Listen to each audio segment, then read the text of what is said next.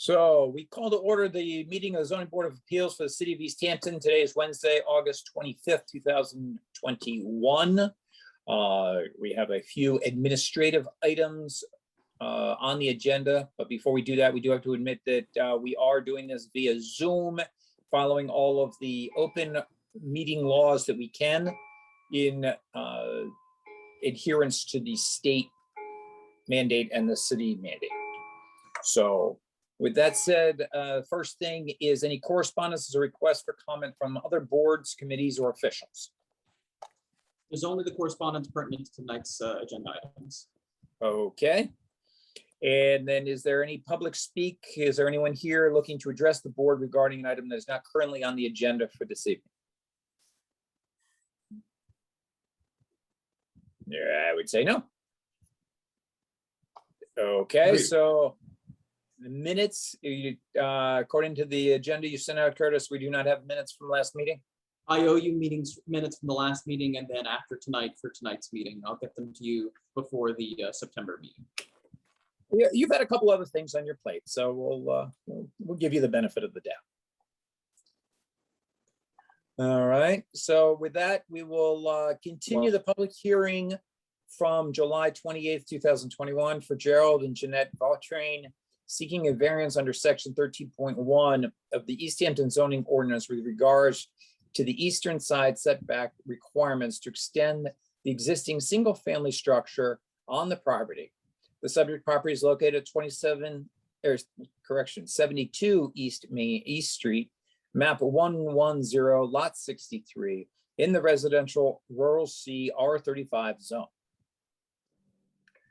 All right, so with that said, Mr. Vautrin, you've sent us some correspondence, and if you'd like to go ahead and tell us what else you have come up with.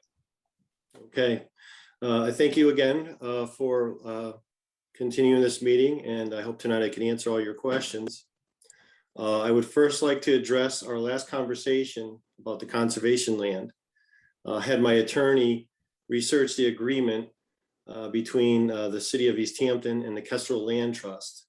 He did not find anything regarding the disruption of the soil caused by any construction on the bordering the property line. So with that, I spoke with Stuart from Kestrel and explained to him what we had found. And he said he was fine with that. And as long as I put it in pre-construction condition, he was comfortable with that. And I also reached out with Cassie Traggart, the Easthampton's conservation agent, and she basically explained the same thing. Now, Stuart has something to add if he's there. I am here. Hi, sorry I'm late. That's all right, Stuart. Welcome to. All right, I caught the end of what Jerry was saying there. If everyone has seen the note from Cassie that I know went to Curtis, then I'm good with what Cassie requested in her note. Yes, Curtis. If everyone minds, just because I sent it out today, I'd just like to read that letter in its entirety and then provide some staff commentary of my own. Is that all right, Mr. Chair? Yes, please. Great. One second, I'm sorry. I have it up if you want me to read it. I was going to share it as well. Give me a second.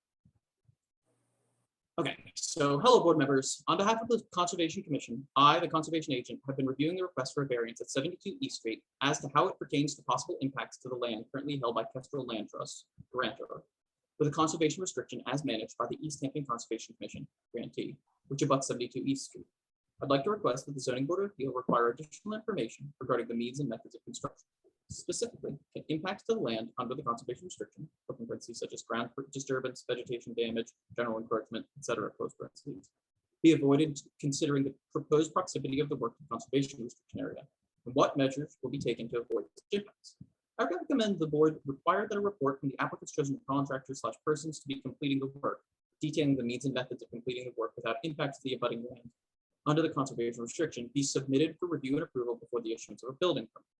If it is determined that impacts to the abutting land under the conservation restriction occur as a result of construction, Section 3, Legal Remedies of the Grantee, Part E, Third-Party Impairment states, in the event that a third party violates this conservation restriction or otherwise impairs the conservation value on the premises, both grantor and grantee shall have the right, either jointly or singly, to compel restoration and/or to seek damages from the third party responsible for the violation or impairment.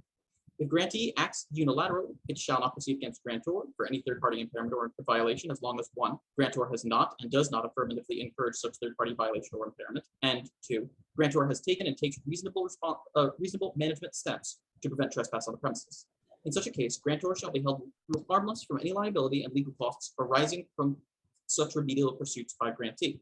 If grantor and grantee take such remedial action jointly, they shall cooperate in seeking enforcement and shall coordinate their enforcement activities to the extent practical. If either grantee or grantor takes unilateral action under this paragraph, the party taking such notice shall notify the other party prior to taking such unilateral action.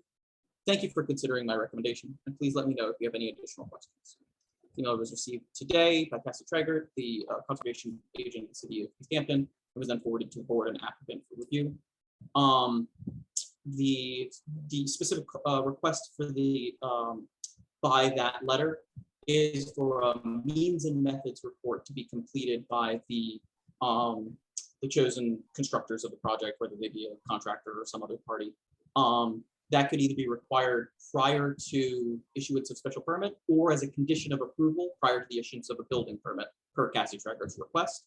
That last long paragraph is simply quoting a salient passage from the actual the conservation restriction, which denotes the responsibility, which denotes the privileges afforded to grantor and grantee, City of Easthampton and Kestrel Land Trust to pursue action if there's any disturbance. So Stuart, you were talking before me. Does that accurately summarize your perspective as well?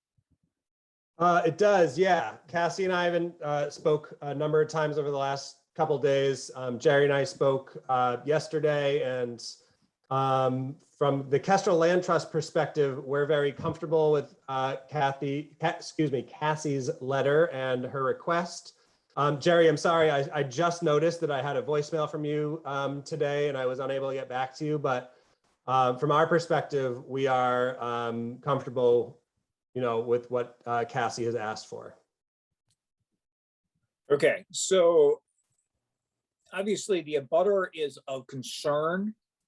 The means and methods that is being looked to be done is something that I believe I brought up last meeting, in that you are looking to be 16 inches off the property line at its closest point.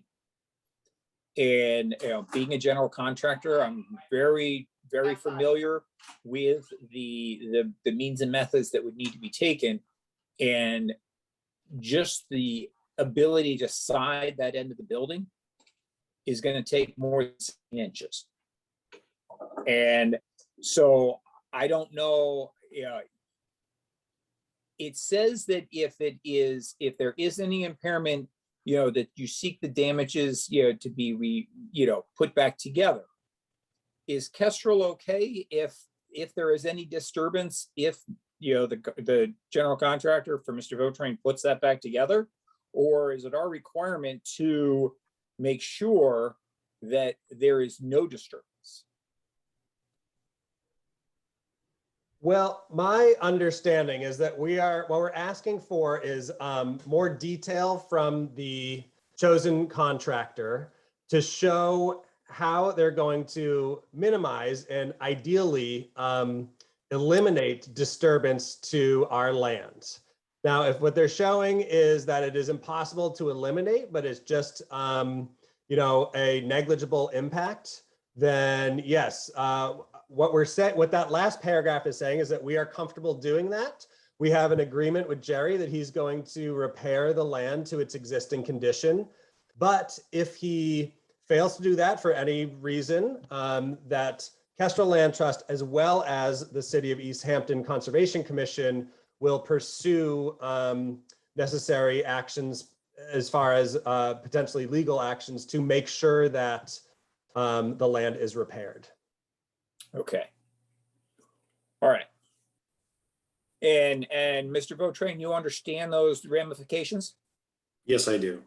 Okay. And I will be the general contractor, so everything will be controlled by me. So it's not like I said to Stuart that, or actually Cassie, that I would set the excavator up and went to work and came back and said, oh no, look what he did. So I would be totally responsible because I appreciate the what Kestrel and the town of Easthampton is doing from me. Okay. All right. So I guess then the other question is the ability to grant a variance. With that said, you submitted some pictures of the excavation of your home 20 some odd years ago. Yes, I'd like to get back to that later if I could get to my presentation. Oh, okay. Well, then go ahead. If you want to go ahead with your presentation, I'm full game with that. Okay, I did a lot of homework and research because I want to make sure that we're all on the same page. So I did forward some information. I don't know if everyone got it. It was from the landcentral.com, Land University. It talked about property setbacks and their purposes. Why do they matter? And it talked about all the advantages that were for these setbacks that were put into towns. It talked about having buildings too close to each other so that first responders could reach them. It talked about buildings too close because they had toxic air passing from one to the other. If you had a smoker, you're blocking your neighbor's lights. You don't transfer your noise from your neighbor. And if a building was to fall over, your building doesn't fall on theirs or vice versa. So these are the main points that the setbacks were put in for. So my asking for the variance, because of my unique situation where I am, away from everybody, my project doesn't compromise these points. So I would like to go through the 4 points regarding my variance application. So the first one is that the variance must be within respect to a particular parcel or land existing building on the land. And this would be my existing garage and the land to the east of it.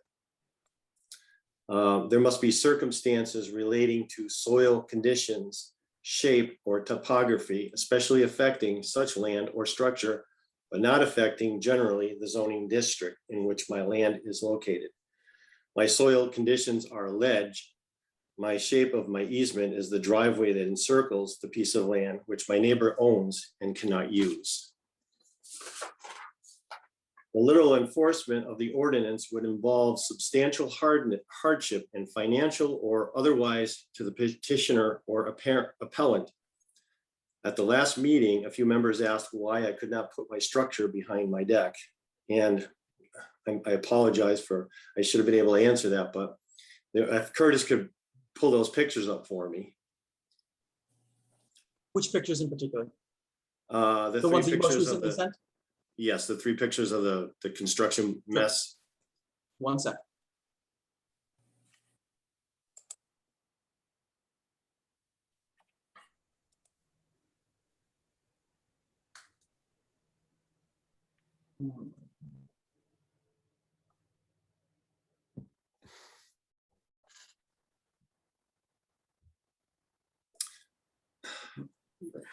Okay, so It's really not letting me do anything. All right, we're gonna have to look at it on its side. I apologize for that. So this picture here is the actual foundation hole that was blasted out because of the ledge. And if you can see in the background, there's the markers sticking up just below where your arrow disappeared. That goes to show how much ledge was right there. Yeah, that was the marker. That goes to show how much ledge was removed. Okay, go to the next picture.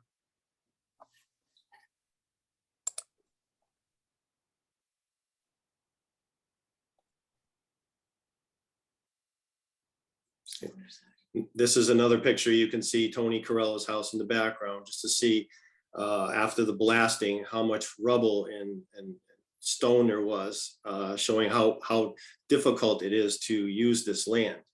And there's one more picture.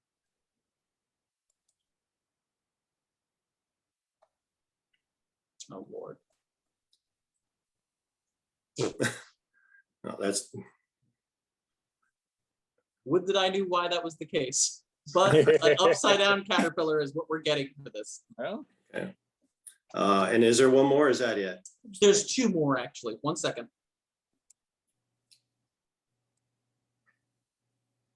One. Is that not the one we're looking for?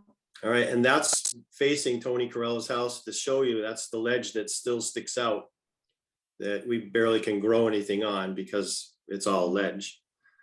So just to give you an idea how tough my terrain is here. And so if I was able to put another, yeah, this is another picture of the hole. And so if I was actually able to put another building behind my house where I have the most space, there's no way I would be able to put a foundation in, because I would have to blast that foundation, which would probably destroy my house being so close to it. So it would be impossible. So that's why we've chosen the area that we have. And there's no ledge at that particular point. okay. Okay. And of course, the financial, even if I could blast, the financial hardship would be ridiculous. So, and then the last point would be desirable relief may be granted if there will not be substantial detriment to the public good or nullification or substantial derogation from the intent of this ordinance. The requirement that granting of this variance will not be a substantial detriment to the public good. How they look at our project in the public general, our garage has no effect on the public as opposed to the use that would be offensive because it creates noise, affects air quality, traffic, or a number of things that would affect the public. So our garage is away from the road. It's 150 feet away from the road. It's not visible. It's 150 feet from one neighbor and 100 feet from the other neighbor. So this would have no impact on the public at all. And that's all I have to say for now. If there's any questions. All right. So members of the board, do you have any questions? If you do, go ahead and raise your hand. Go ahead, Steve. Just wondering, during construction, would it be possible to put up some snow fencing on the property line? So this way you could maintain your distance from your neighbor's property line, and they could also monitor your situation to make sure that you're not crossing over. It'll offer as a guide to yourself. We'll have there's already stakes that have been put in there, and there'll be a string, and the contractor, who is a friend of mine, he will work everything from my side. So we will not, we will do our best to do what we can to do the minimum of disruption. Curtis? Would Jerry, would you feel comfortable submitting just a means of support to our office whenever you're prepared to pull your building permit for the project, so that we can be sure that the project is conforming to the standards laid out by the Conservation Commission? Can you repeat that? You broke up. So just state what you're doing to. Sure, sorry. So the Conservation agent's email requests a means and methods report, which, as I understand it, is a semi-standard element of a general contractor's work on a construction project. It's not always required, but sometimes might be. Would you feel comfortable providing one of those in support of your construction prior to the issue of a building permit? Yes, I actually had talked to Cassie about that. She asked me if I would do that when I go back to the building inspector. If this is passed, would I include that? And I said, yes, I will. So, and I want to signal to yourself and to the board that my understanding, if that's a remedy that the board is interested in, You're breaking up, Curtis. You're breaking up. Applicant. Sure, sorry. I'm gonna wait to resolve. Am I moving again? Do I sound like I'm speaking like a human? Not yet. All right, I shall wait.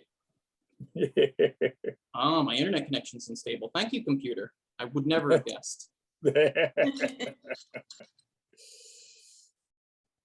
just gonna close every window possible. Can you hear me okay now? That Yes. sounds better. Okay. Procedurally, I think that the board could condition that prior to the issuance of a building permit, the ZBA receive a means and methods report that demonstrates that the project won't impact or will impact in a minor way that can be reversible the neighboring property. And the ZBA can determine whether or not they find that appropriate at that point prior to the issuance of a building permit. Alternately, that could just go to city staff for our review and approval. Or it could just go to the conservation agent for her approval.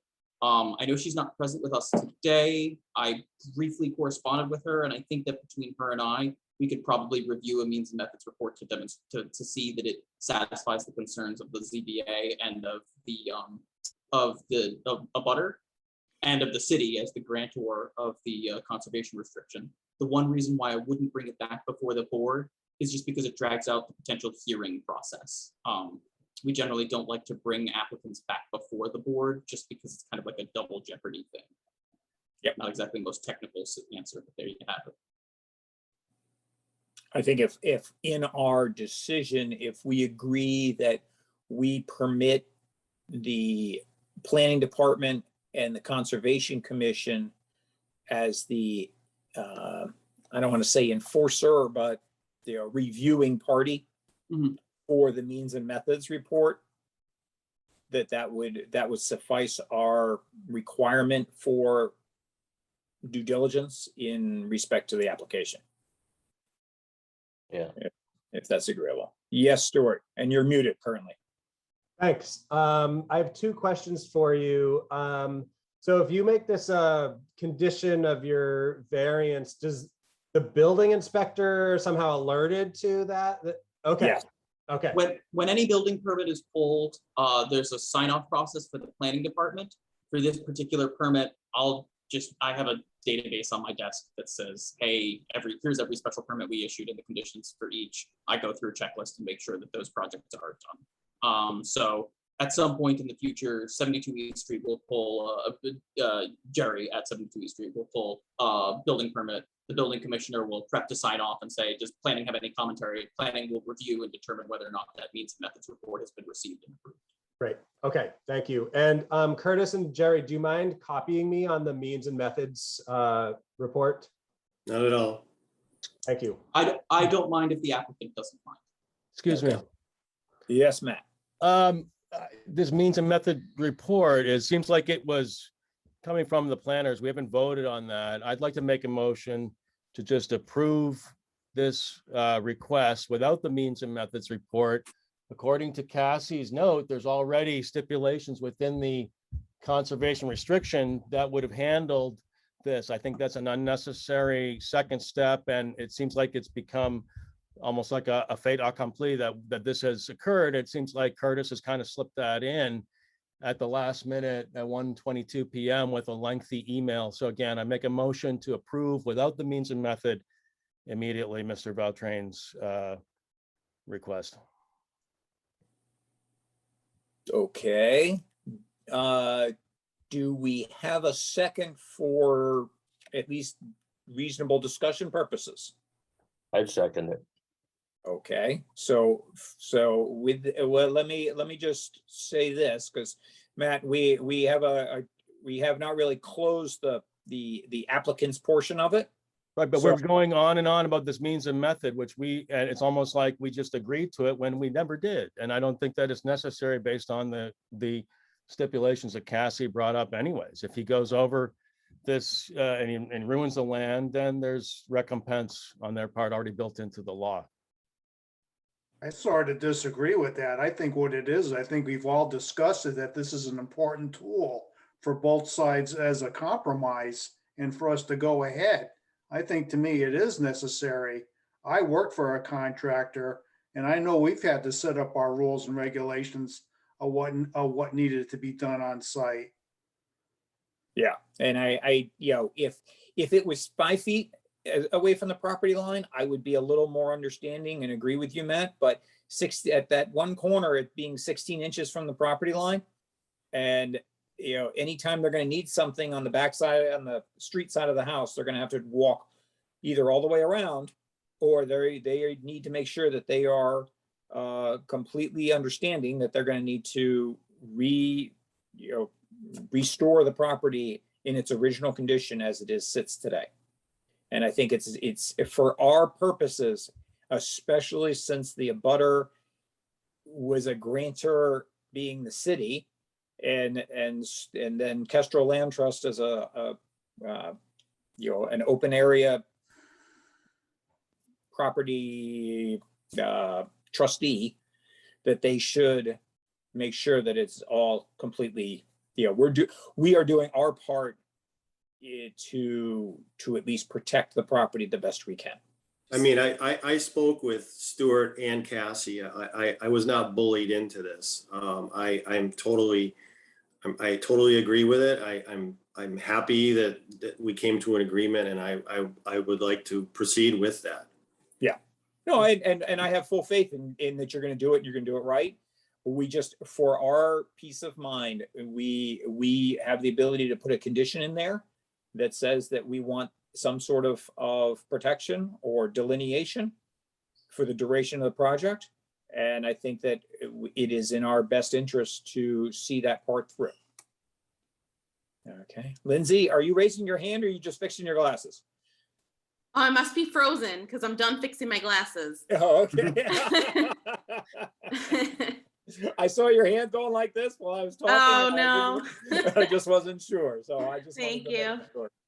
Okay, so with that, I think, can we, yes, Curtis? We still have a motion on the floor. There's Yes. two on.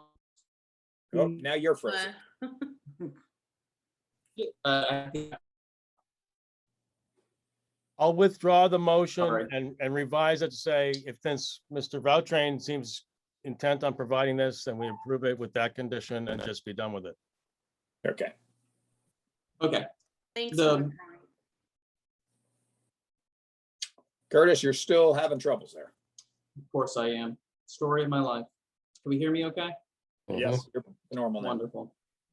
That's because he didn't wear his lucky baseball hat. No, it's in the wash. Can't be the Red Sox. It's Not it's the Agricultural Grant Funding Society of New York. So I don't know if they have a house team. All right, so we have an amended motion made by Matt to approve the application with a stipulation to have a means and methods report submitted with the application. And if that is acceptable with folks, can I get a second? I'll second it. Okay. So now we need to go through the stipulations for the actual variance. I know you did a very nice job of covering all of your bases, Mr. Vautrain. So we'll go ahead and read through that very quickly again, just so we're all in agreement. Per section 1313 of the Zoning Board of Appeals, we must find that the variance is with respect to a particular piece of parcel or property or to an existing building on the land. And that is true, that it does reflect 72 East Street. There are circumstances relating to the soil condition, shape, or topography, especially affecting such land or structure, but not affecting generally the zoning district. Well, the zoning district in general does not, all have the mass amounts of ledge that you have on your property. So that is meets that requirement. And please, if anyone has anything they'd like to add or correct me at any point, please do let me know. Literal enforcement of the ordinance would involve substantial hardship, financial or otherwise, to the petitioner or appellant. So, as you said, the ability to put it in the other part of the property that is open and would not require a variance does have, as the ledge, so you would not be able to do that.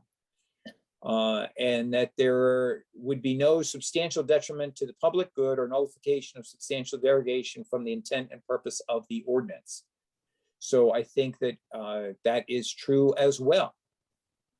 So is there any questions or additions that people would like to make concerning this application? I'm good. Okay, so with that said, we will call a motion to approve this application. And can I get a show of hands? Wait, I have a question.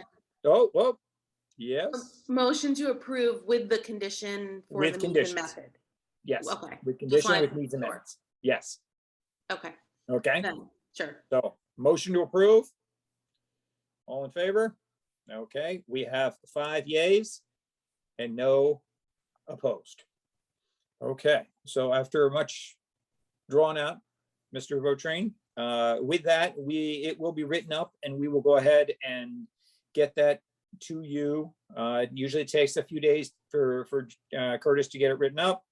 Once it's approved, then it goes to the town clerk, and at that point, there's a 20-day appeal period, after which point you'll be notified and you can go ahead and submit that to the Registry of Deeds in Northampton. All right. I appreciate you. I appreciate your time and your effort. And Stuart, I appreciate your generosity and understanding with what Mr. Vautrin is trying to do. Yep, no worries, just trying to be good neighbors. Good neighbors are good people. Okay, and I appreciate everybody's time also. Thank you very All right. much. Thank you. All right. So with that, we will move on to our next agenda item. Thanks, bye-bye. Yeah. Oh, no, I have to find that email. Where is it? Wednesday. Nope. Okay, so we did have, we've had a few contentious email meetings over the last few times. And looking to, Curtis, did you send that list of public hearing protocol to everyone? Yes. And have So- folks had a chance to review it? Okay, getting a yes from here and there. Yes. And okay. So the question comes down is, do we feel as an organization that we need to go ahead and follow the Roberts Rules of Order? Oh, Curtis. Once you're done, I don't want to cut you Okay. off. I just want to provide some staff commentary that everyone can feel free to Okay. ignore if they want. Yeah, so my thought is, I mean, we've proven that it doesn't work if we don't have our, some reins on the meeting.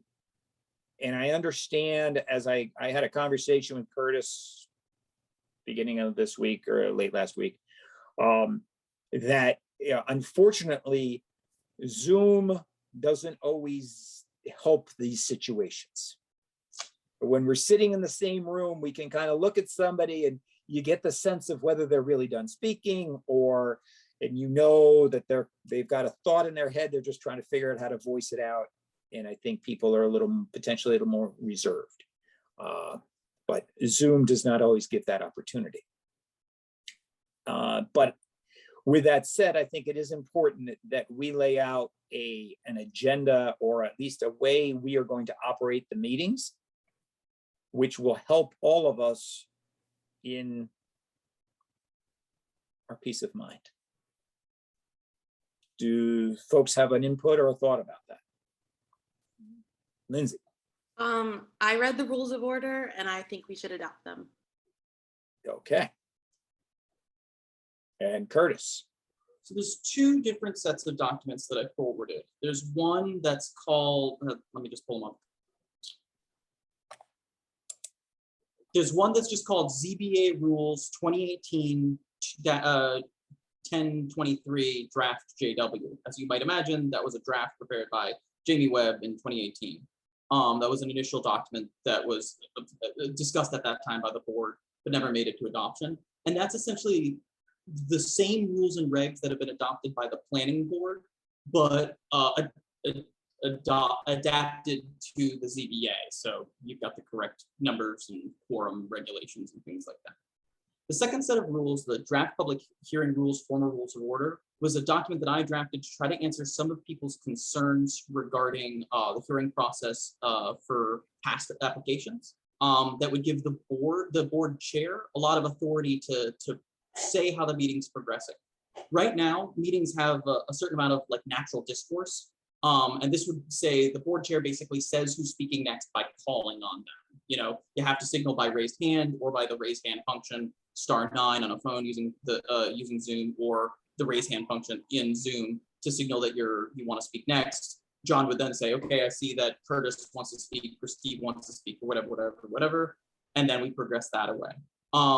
This could either be adopted as like an occasional adoption by the board. So like if you sense that a meeting is going to be contentious or a meeting starting to get some, or we could adopt a general rule, understanding that it'll be on the board chair to enforce when things get hairy. I'm neutral to their adoption. I provide them as tools, but it's not like I've got a huge horse in the race here. The last thing I wanted to address that's actually not, I think I'm breaking up. If I'm not breaking up, I'll just keep going. Oh, great. Okay. The last thing I wanted to say is that Tony had raised a specific issue in previous hearings about like the nature of dialogue by the board. Like we talk for a long time, the board talks for a long time about applications and doesn't signal whether or not that they want to approve something. So something not written into these rules is the possibility of doing a straw poll.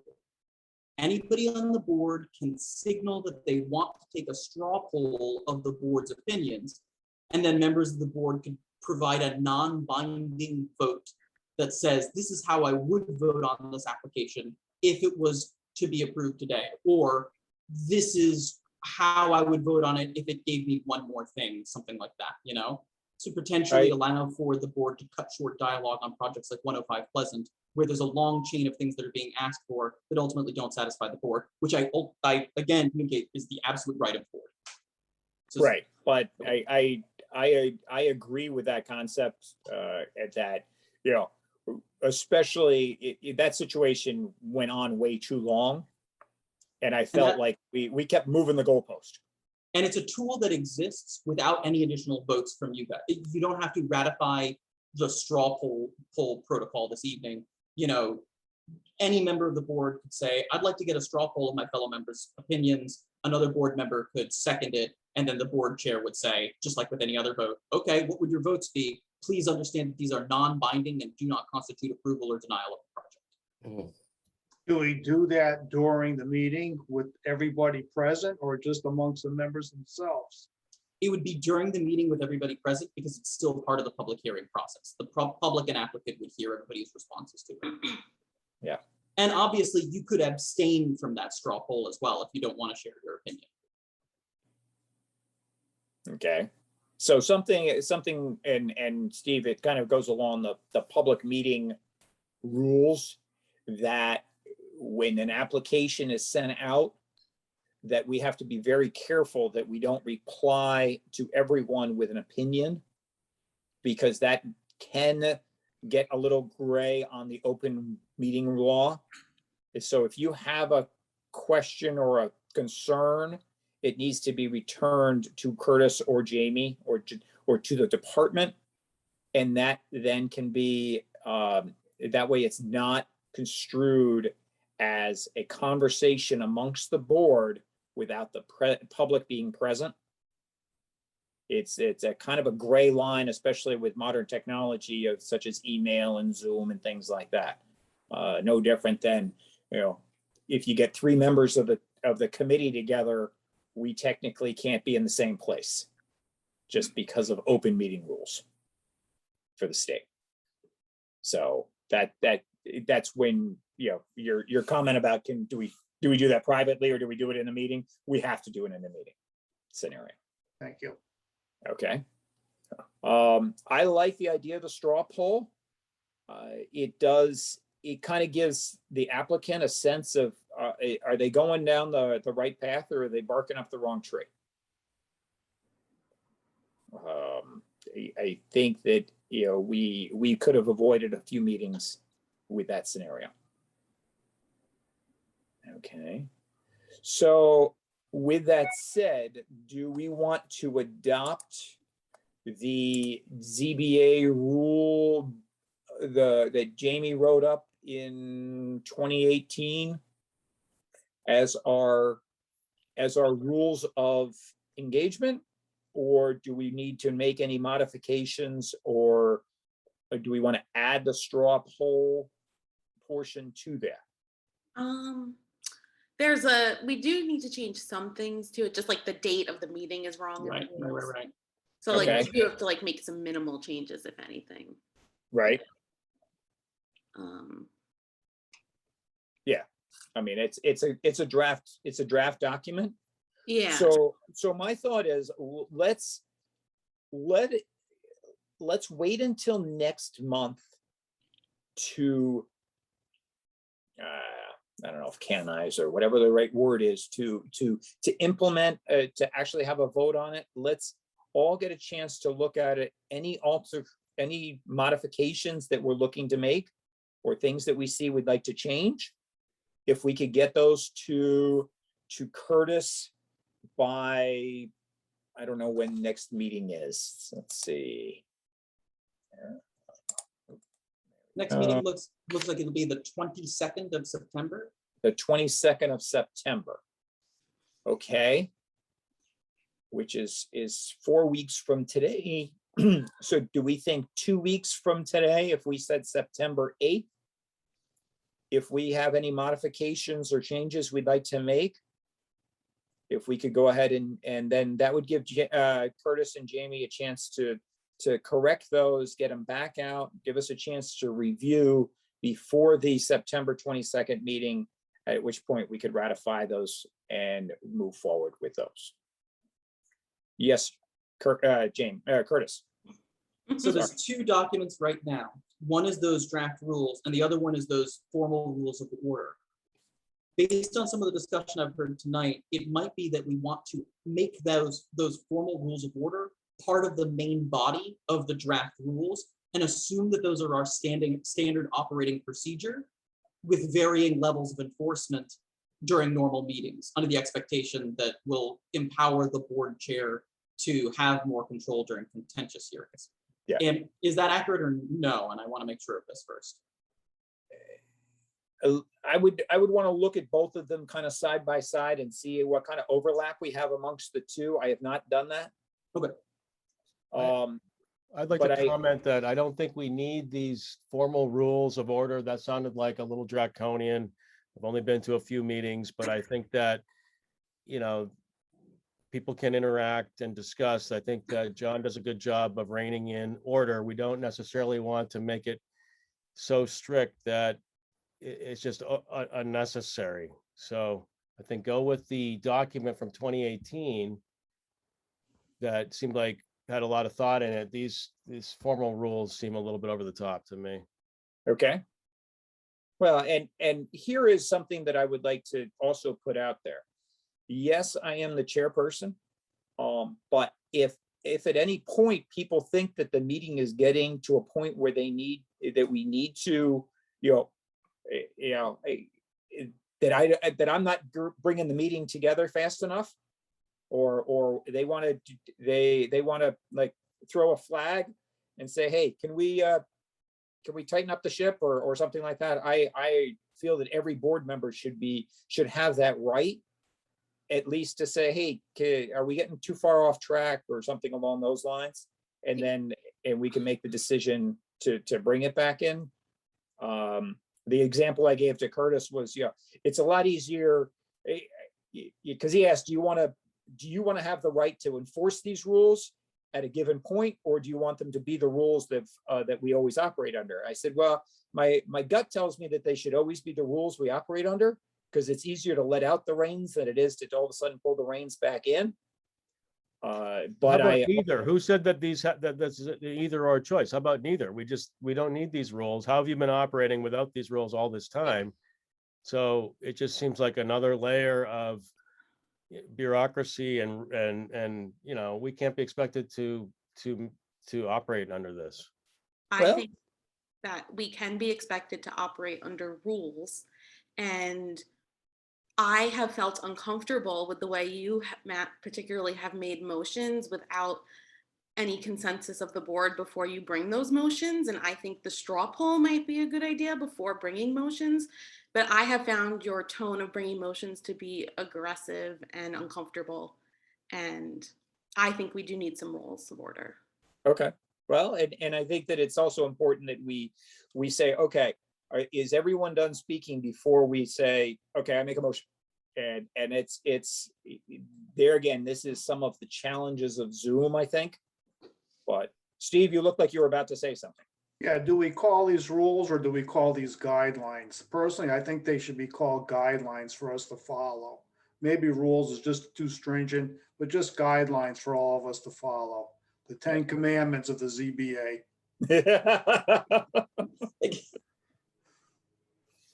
Okay.